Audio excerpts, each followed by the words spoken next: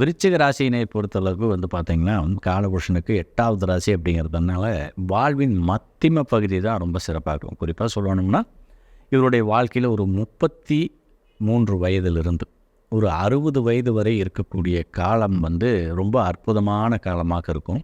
ஏன் இவ்வளோ லேட் ஆகுது அப்படின்னு பார்த்திங்கன்னா, மற்றவர்கள் எல்லாத்தையும் ஒரு அனுசரித்து சென்று ஒருவருடைய நிலையை பற்றியெல்லாம் உணர்ந்து கொள்வதற்கும், யார் நல்லவர்கள் யார் கெட்டவர்கள் அப்படிங்கிற ஒரு விஷயத்தை எல்லாமே புரிந்து கொள்வதற்கு இந்த அளவுக்கு இவர்களுக்கு கால நேரம் தேவைப்படுகிறது. ஸோ இவர்களுக்கு ஒரு 33 வயதிலிருந்து 60 வயது வரை இருக்கக்கூடிய காலகட்டம் ரொம்ப அற்புதமான காலகட்டமாக இருக்கும்.